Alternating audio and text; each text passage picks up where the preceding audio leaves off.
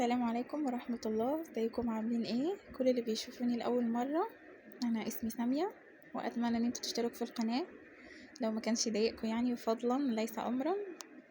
وانا بنزل حاجات اتمنى ان هي تعجبكم. لو عاوزين تشوفوها باستمرار يا ريت تشتركوا في القناة وتدوسوا لايك على الفيديو، ولو في اي رأي عندكم تكتبوه في الكومنتات.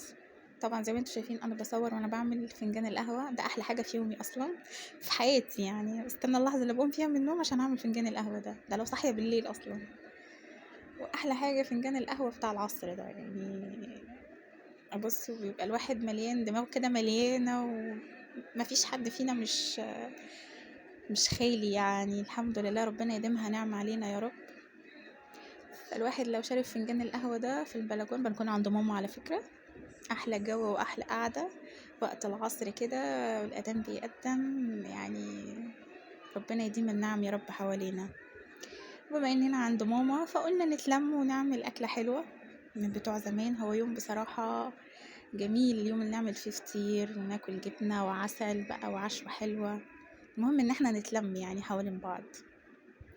فطبعا اي ام بتحب ان هي اولادها يعملوا وهي تبقى قاعده مرتاحه. ما شاء الله شايفين ماما هي اللي بتعمل واحنا اللي قاعدين مرتاحين. ربنا يخلي امهاتنا يا رب وامهات الناس كلها يا رب، ويديم صحتهم يا رب يا رب، ما يحوجهم لحد ابدا لاخر يوم في عمرهم. بس فملمومين احنا حوالين ماما وولادنا حوالينا.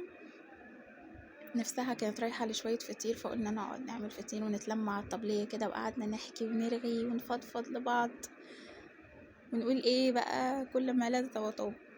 اليوم ده اصلا كان ماما عملت فينا مقلب.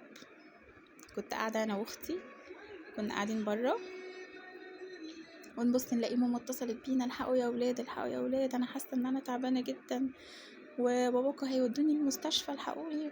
فجينا جري عليها. انا بص نلاقي الاستاذه نفسها في شويه فطير: وحشتوني وتعالوا اقعدوا معايا.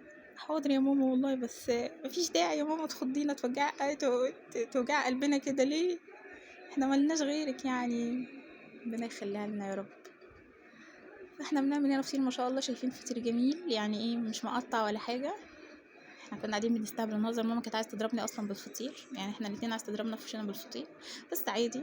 ربنا يخلينا ماما ونرخم عليها احنا وولادنا يعني. احنا وولادنا اصلا مطهقين ماما في عيشتها وبنوحش على ايه مش عارفه يعني. ما شاء الله بصوا بنتي يعني جايه تقعد على الطبليه اللي بنعمل عليها فطير. ربنا بس يديها الصحه وطولة البال ويقوي مرارتها علينا. بس هنا انا قلت اريحها شويه واعمل انا الفطير يعني. تقريبا الفطيره دي قعدت بتاع ساعه عشان بس تتفرد. الفطير للي ما يعرفش يعني او ملوش طولة بال على الفطير، الفطير اسهل ما يكون بس هو متعب شويه. هو شويه دقيق ورشه ملح ورشه سكر، ويتعجن بشويه ميه. وفي تركية كده بتخلي الفطير المشلتت حلو. لو في الصيف بنخلي عجينة الفطير ناشفة يعني، ما بنطريهاش قوي عشان ما تتبهدلش مننا في الصيف. في الصيف العجينة بتريح قوي. ولو في الشتاء العكس، بنريح العجينة او بنعجنها وبنطريها عشان في الشتاء الحاجة بتبقى ناشفة. عارفين طبعا في العلوم مش عارفة ايه اللي ينكمش بالبرودة ويتمدد بالحرارة، المادة يعني عموما. بس احلى فطير بناكله من ايد ماما ربنا يخليها. هنا ماما اخدت مني كانت هتتشل مني، فاخدت مني الفطير وقعدت ايه تفرد فيه.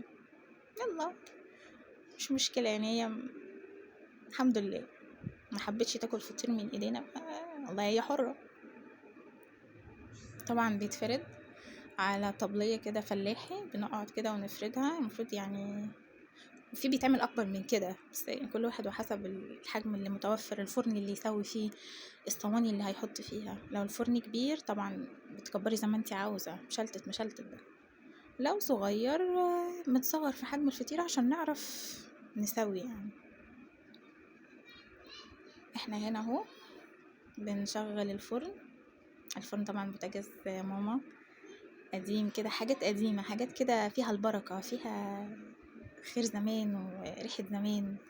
انا كنت خايفة اولع اصلا الفرن، بس لقيت الحمد لله الدنيا امان. قلنا بقى واحنا قاعدين نتعشى جنب الفطيرة ايه، قلنا نحمر شوية بطاطس على شوية فول كده بطحينة، شوية فول بطماطم، وناكل مع الفطير عسل وجبنة. فايه، كل واحد بقى ومزاجه، يعني اللي نفسه جايباه الحاجة ياكلها. وبيني وبينكم لما توكل، يعني حتى لو واحد مش جعان، لو في شوية لو ملح وكمون كده هيتاكلوا مع شوية عيش وخلاص. مادام كلنا الحمد لله كويسين، وأمنا يعني أمهاتنا وأبهاتنا بصحة وبخير، ودي أهم حاجة، وأخواتنا كويسين. والله لو شوية مية بملح ربنا يديمها نعمة. لكن لو في حد بعد الشر مفقود ما بيننا وكده، والله لو خير الدنيا كله قدامنا الواحد ما يبقاش نفس الحاجة. فأحلى حاجة أكلة الطبلية ولمة الطبلية ولمتنا حوالين بعض. واللي ما عندوش طفل ربنا يا رب يرزق كل مشتاق للذرية، ويديله الذرية الصالحة يا رب، ويقر عين كل أم وكل أب يا رب بولادهم، ويفرحكم بولادكم جميعا يا رب. واللي عنده ابنه أو بنت دلوقتي في ثانوية عامة، ربنا يا رب يفرح ويريح قلبكم يا رب، ويطمنكم بالخبر اللي انتم مستنيينه. وكل واحدة في قلبها دعوة يا رب يلبي لها دعوتها يا رب، ويدي كل واحد باللي يتمناه والأكتر من تتمنوه، وجميعا. ويا رب ريح أهالينا يا رب في كل مكان. وهو ده العشاء بتاعنا. عايزة أقول لكم متواضع جدا، وإن شاء الله أشوفكم في فيديو جديد. مع السلامة.